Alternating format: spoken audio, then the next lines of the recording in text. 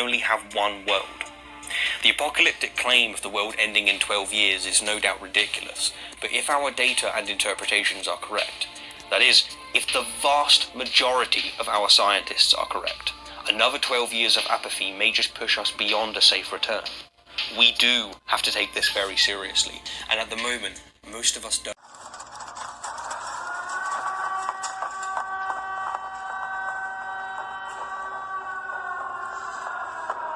And let's give that man a trophy. Welcome, one and all, back to Soul Mechanics. Please step into my office, be seated, make yourselves comfortable.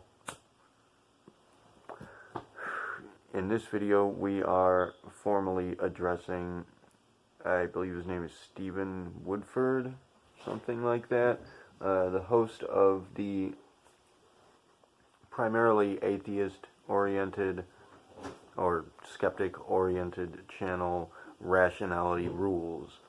And as usual, I should like to begin this video with apologies and explanations.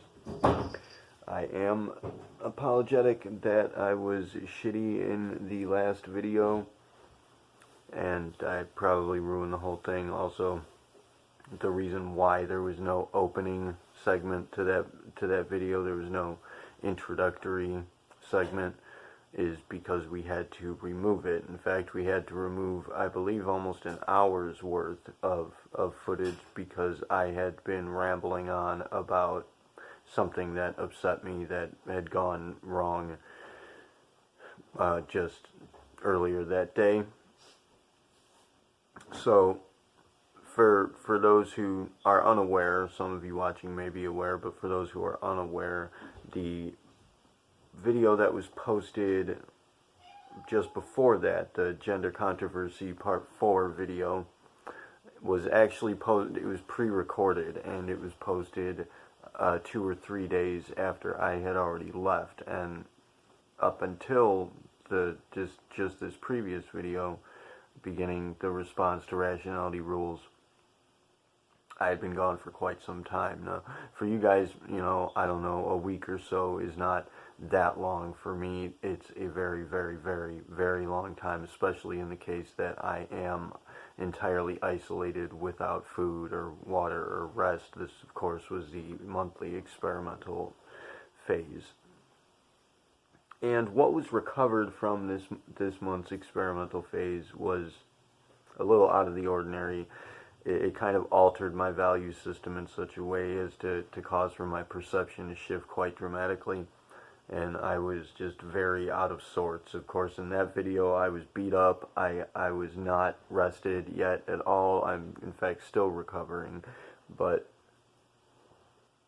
I was addressing a certain issue that had popped up as soon as I actually returned to the internet and, returned to ordinary life.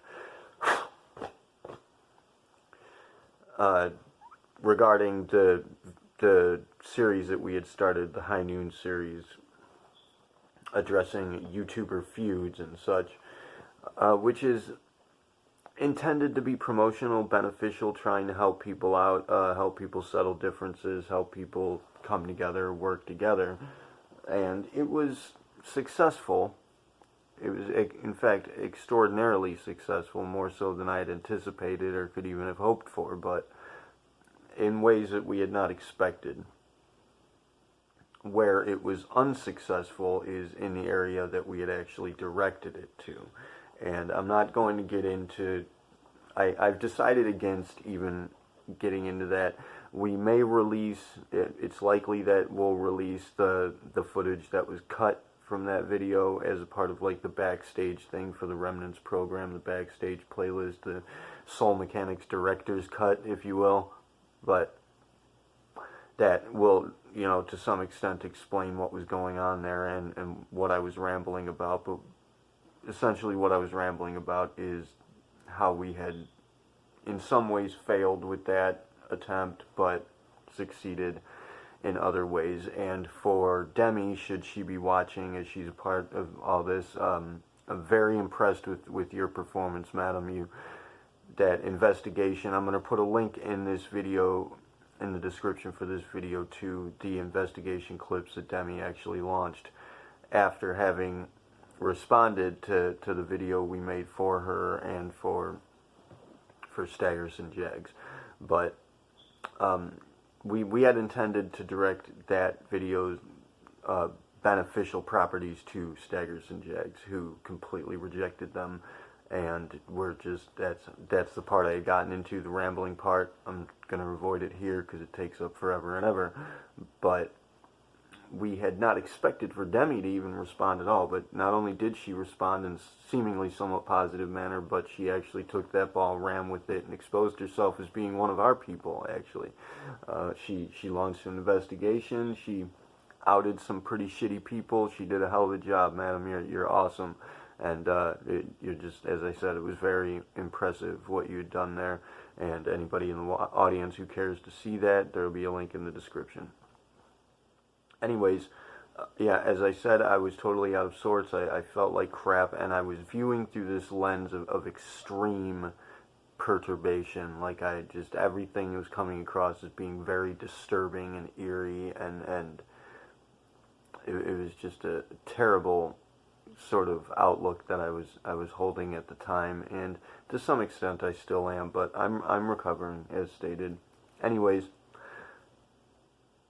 I didn't want that to be the only, response that we had to Rationality Rules, because in fact he seems to be the voice of reason in the cluster of YouTubers that we had decided to respond to as regards the situation with Greta Thunberg.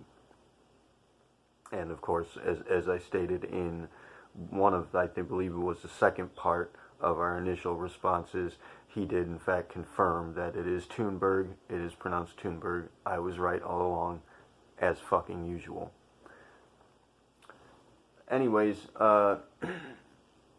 as regards the whole rambling thing, I might go ahead and make another video for that, but we'll probably release the shit for the director's cut. But where it comes to Rationality Rules and his video regarding Greta Thunberg, he did a magnificent job, and as you will have seen in the beginning of this, he had his own opinion on the matter that is, shared opinion with us, which is kind of the shared opinion between us and Staggers and Jags in the initial video with Sydney Watson, which this is all going to wrap up here. This is going to be our final response or reality check for responding YouTubers to the situation, followed hereby next week by our response to Greta Thunberg directly, where we will wrap up the entirety of the investigation.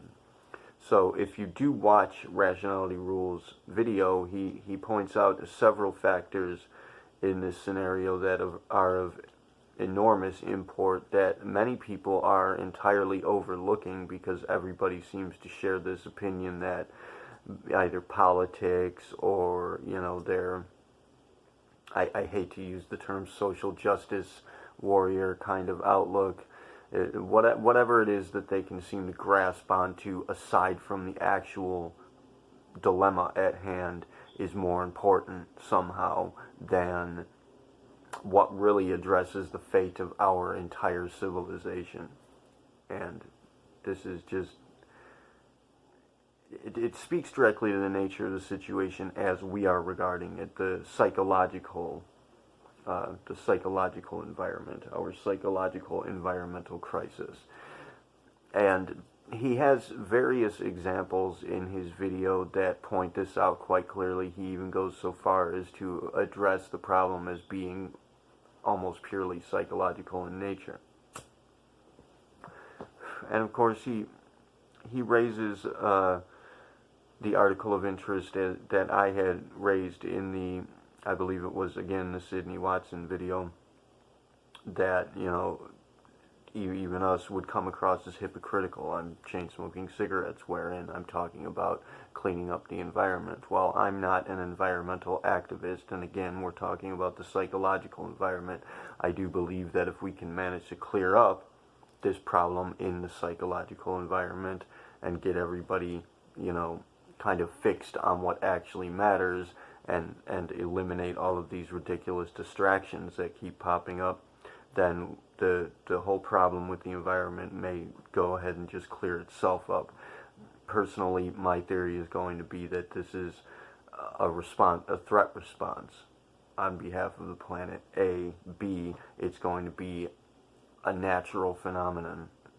That is to say, the perspective from the imperative really is going to be the status imperative, that is not just the general imperative, the status imperative team, the perspective that we're having as regards to catalyst events, which we'll begin addressing soon as well.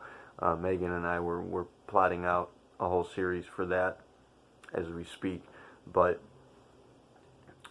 the idea, generally speaking, is that, for example, climate change as regards global warming is very similar to hot flashes in the body, or having a fever when, in response to an illness. This is still yet again like a threat response on behalf of the planet. And we should be taking this as a heavy warning sign. This should be taken very, very seriously, that, we're not just free to dick around as we please. There's going to be an extreme that we can hit, whereat the planet it has been known to before, and it will yet again eliminate anything that does become a threat to it. The planet itself is not very, very unlikely to go ahead and just allow itself to be destroyed or burnt out or depleted of resources. And there are so very many alternative measures we can take. Stephen Woodford, Rationality Rules, he brings to bear many articles of interest that we should take into consideration regarding, I lost the word, of course. I apologize again. I apologize on behalf of now. I'm still in pretty bad shape. I really beat myself up this time. I went a little overboard, and I fell into a whole just slew of calamities that came down on me all at once, and it's just a really bad position that I put myself in. But what's the word? I just used this word a moment ago. God, you can be fucking moron sometimes, man. Anyways, alternative measures. He brings to bear many alternative measures that we should take into account.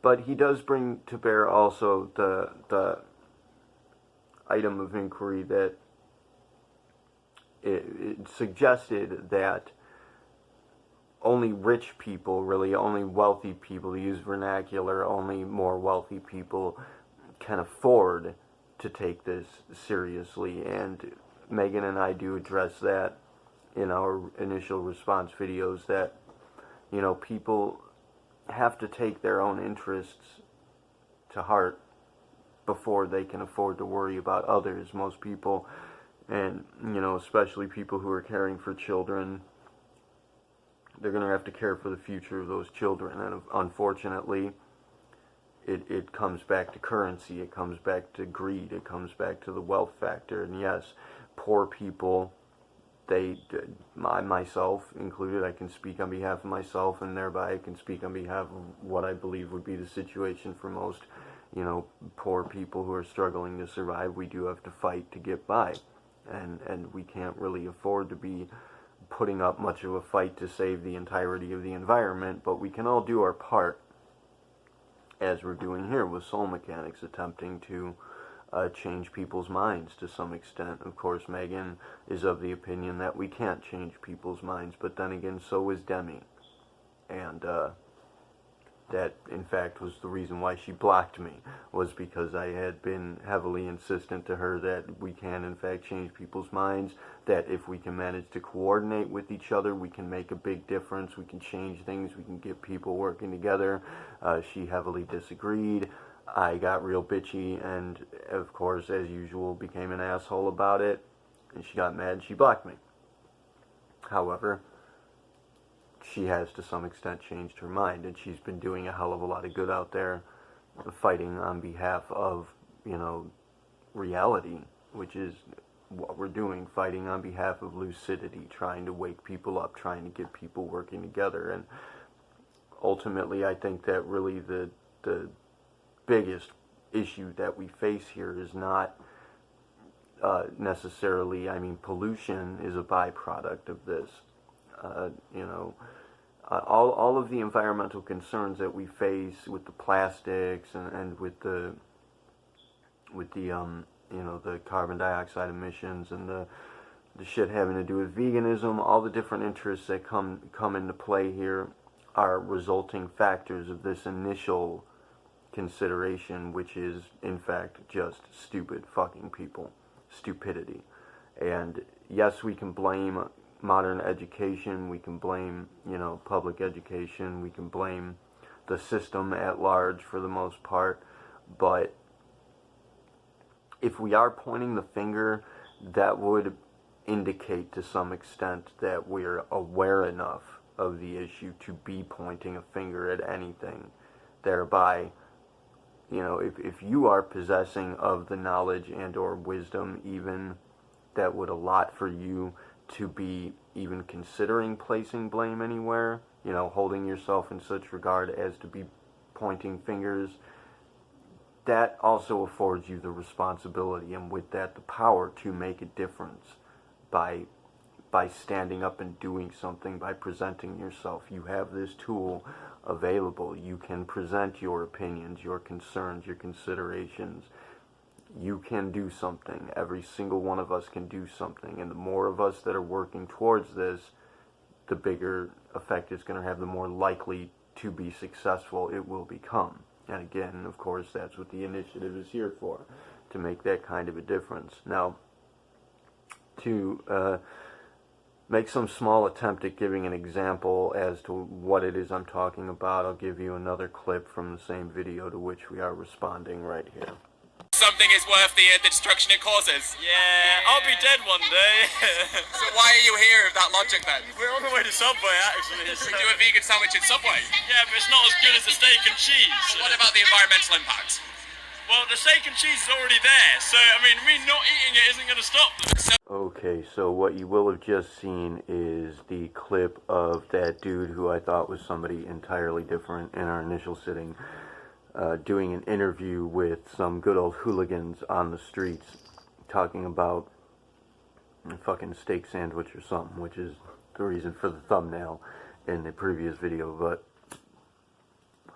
they present in that little interview there, I mean, obviously they present a pretty severe case of what appears to be just sheer idiocy, and that sort of is what I was speaking to previously. This is tomorrow, so it's not, I clipped that and we're in tomorrow now, so forgive me if I'm not precisely on point here. I don't even remember what I was talking about then, but I did mention stupidity as being the issue, and of course, as stated, we can blame, you know, as I've stated previously, perhaps even in this video, we can blame education, we can blame cultural inferences and such, but what we're seeing here specifically with this particular item of inquiry, this interview, is a very particular value presenting that I've made note of earlier in this series, in the investigation. Is this sort of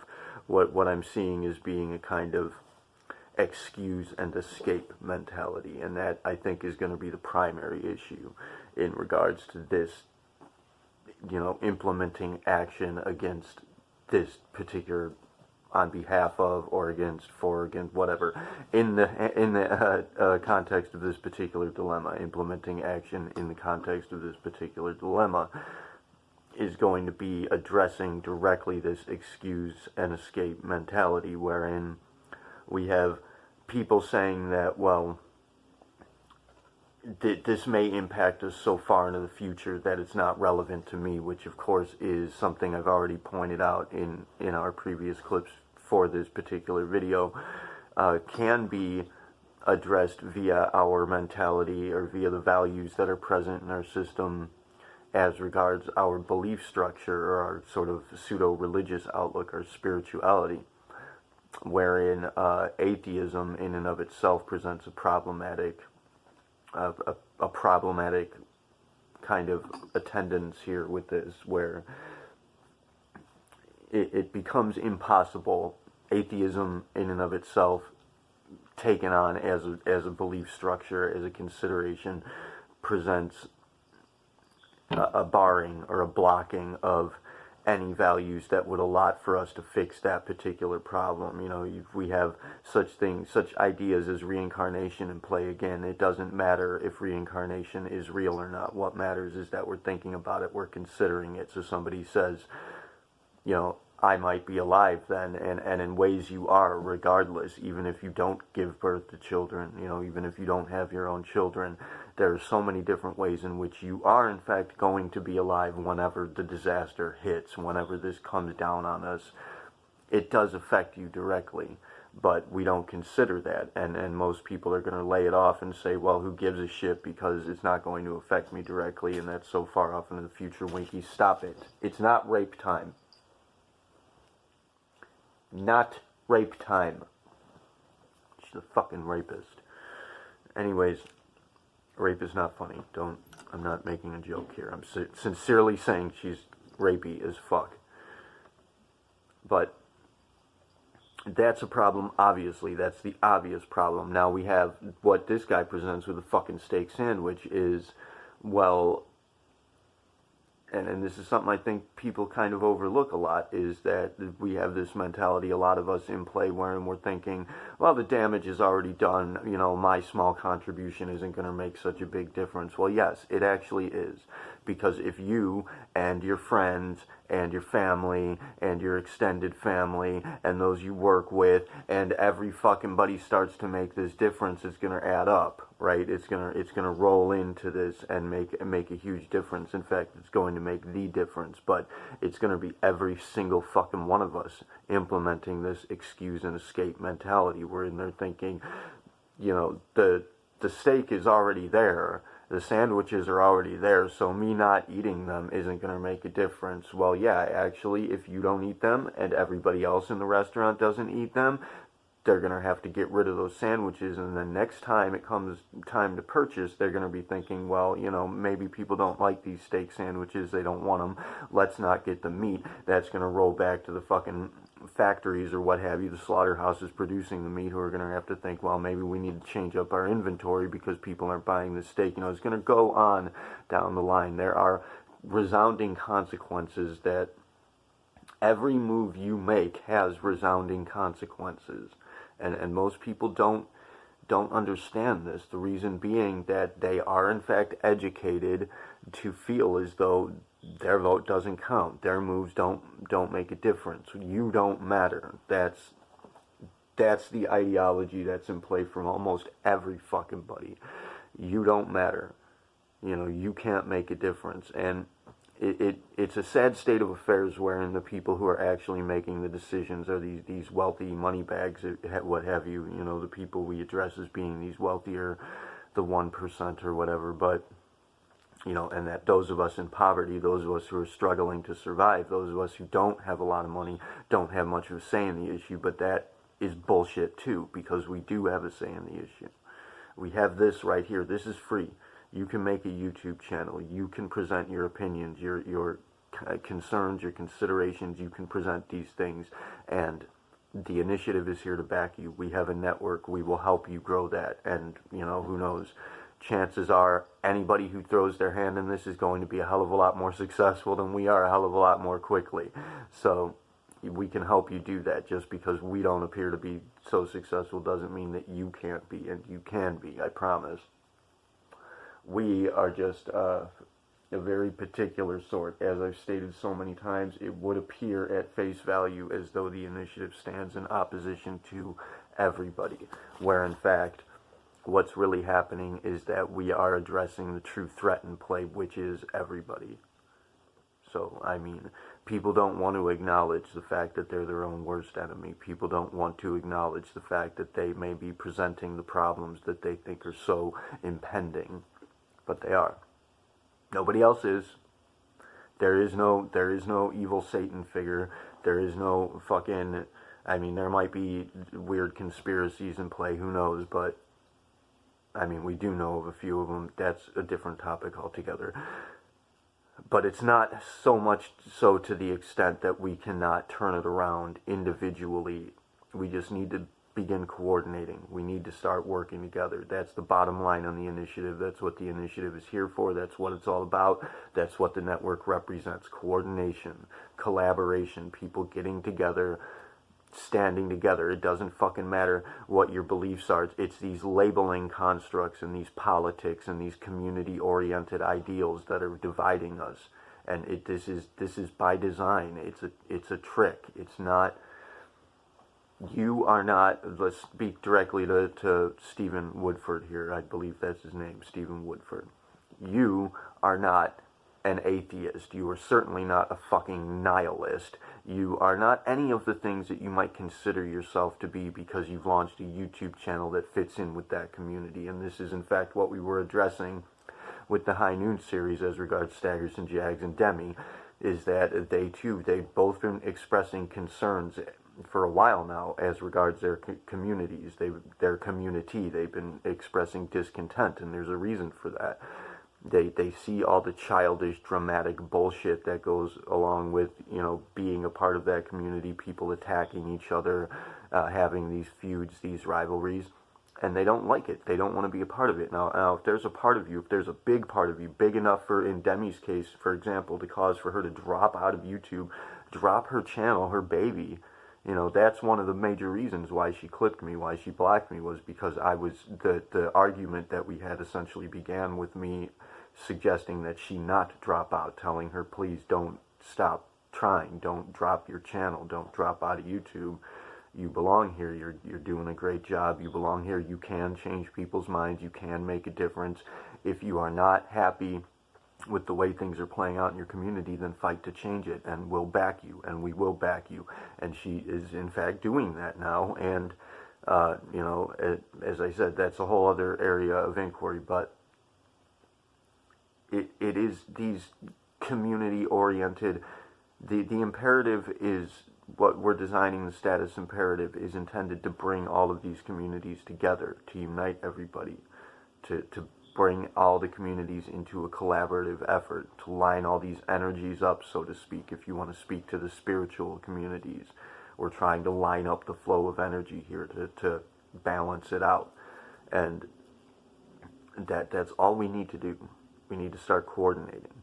So, speaking to Stephen Woodford here, and I've raised several values. I presented several values in this video that if you wanted to, you could go ahead and raise complaints about and start shit about. That would be an easy in. It would give me the chance to communicate directly with you.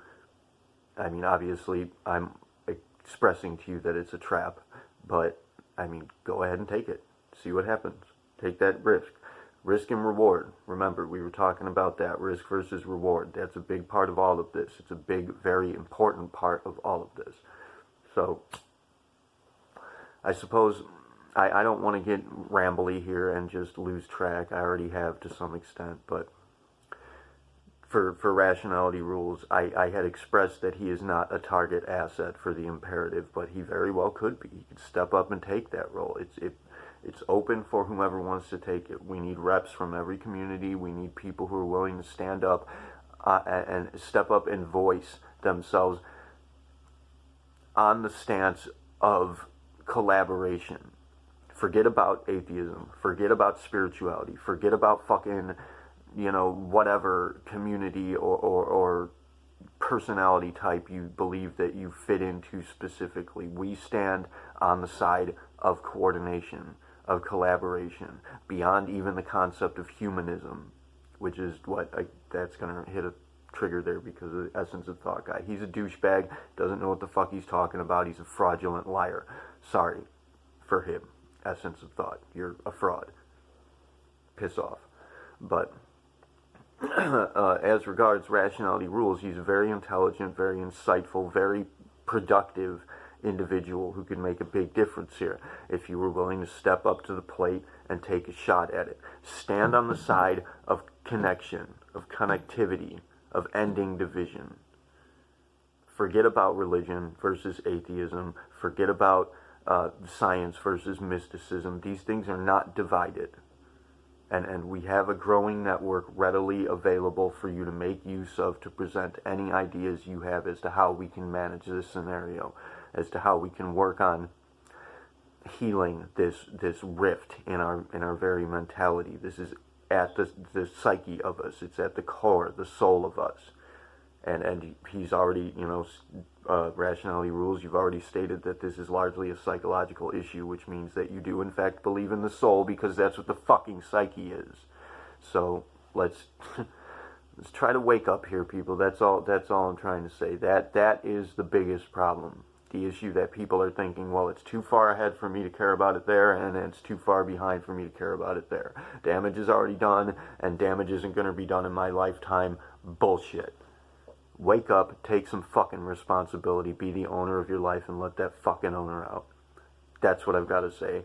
It's a little bit better than the last time I tried this, so let's see how it goes. Addressing Rationality Rules directly, thank you, sir, for your contribution. You did a hell of a job. Very impressed with you. Kudos. For the rest of you, step up and speak. Just step up and speak. Even so much as commenting on this video and starting a discussion is enough to make consequences happen. Positive consequences. Make use of the power you have innately and do something. Just do fucking something. Thank you for watching. Kila Salai, Terviuni Siari. Namaste.